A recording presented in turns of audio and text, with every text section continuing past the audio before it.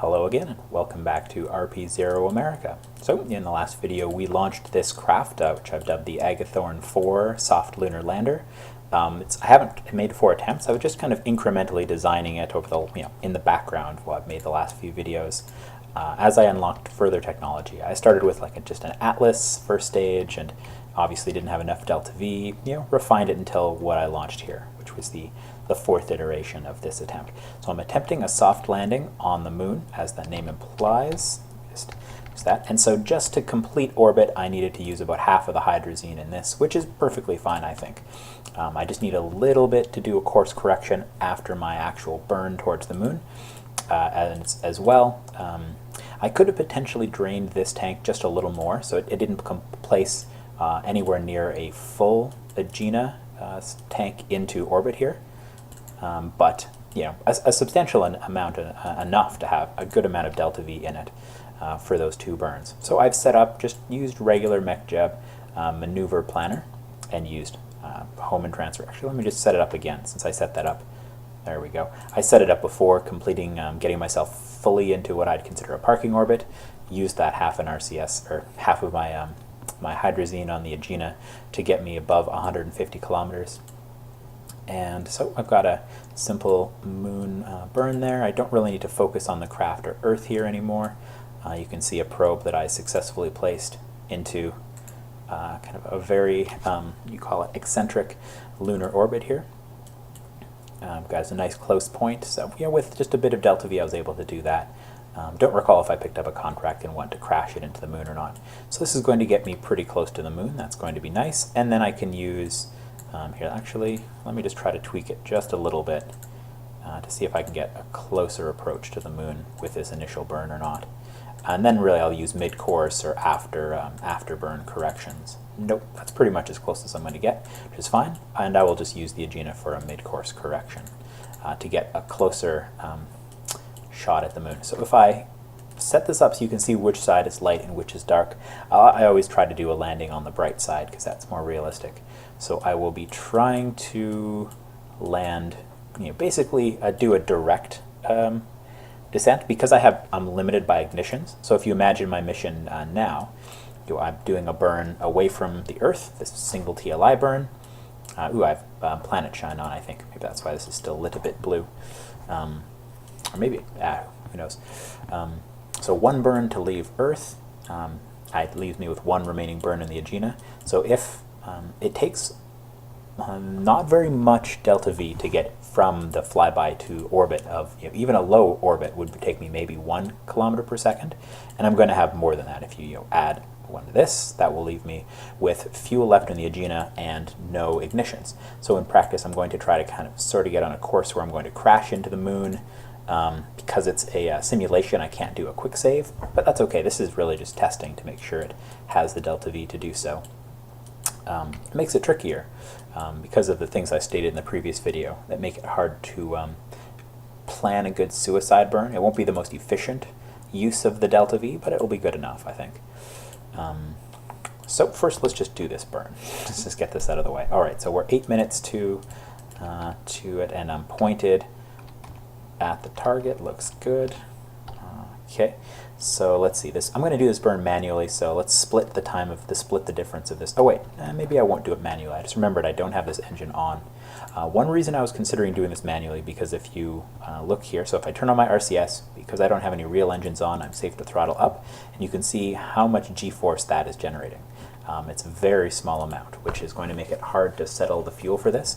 The version of the Agena engine I've switched to does not require ullaging. That is a handy thing. It still only has 2 ignitions, but it's more efficient than the previous ones I was using. Has a little higher thrust. Does not require the ullaging of fuel, which is very nice. I haven't checked to confirm that's super accurate. It probably is, but I don't know. I do know later versions of the Agena had less trouble with ullaging. Let's see, maneuver node planner. Okay, so really any of those windows will give me the option to execute next node, so let's do that. It agrees that we're pointed sufficiently, so it jumped right up to warp. and now it's getting us closer. So it's better at splitting because in actuality you don't want necessarily half the time on each side of the node.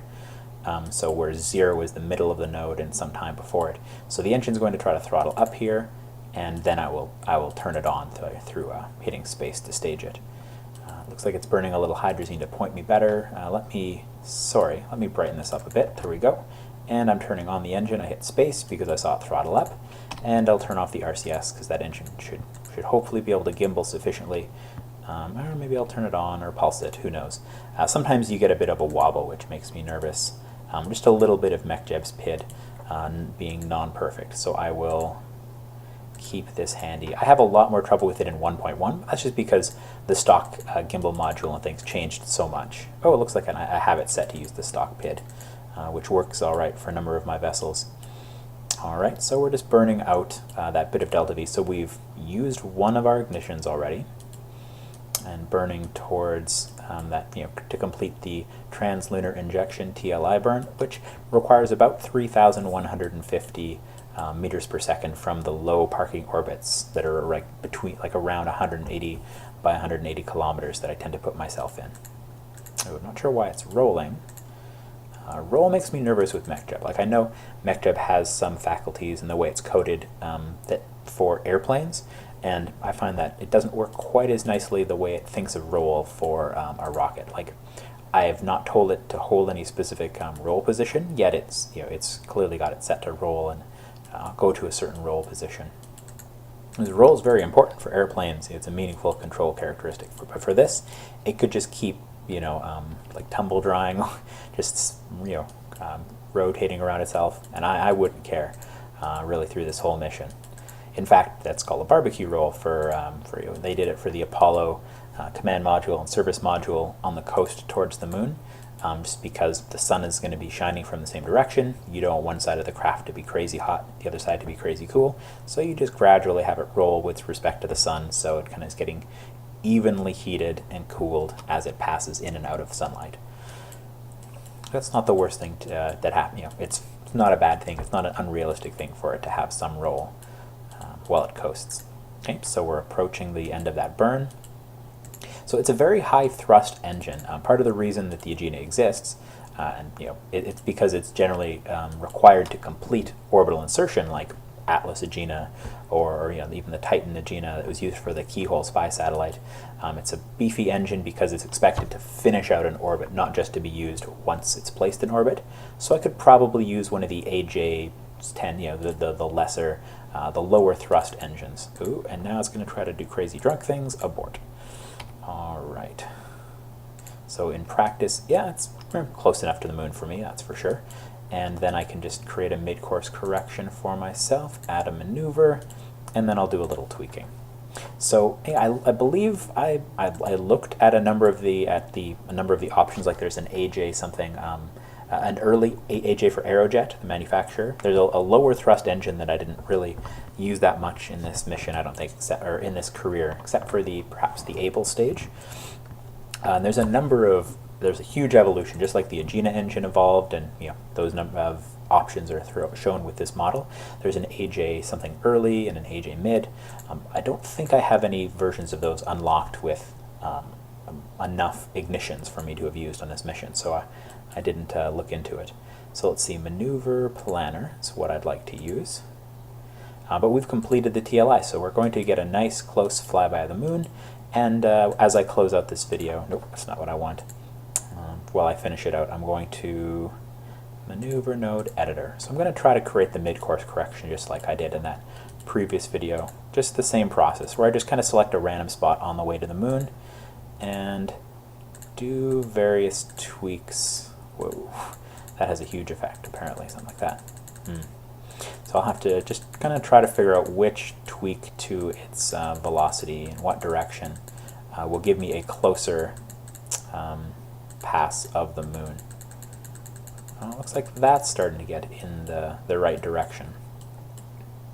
But ultimately I want a pretty close pass, because if you look at this arc I have, so imagine that green dot is the center of mass of the moon.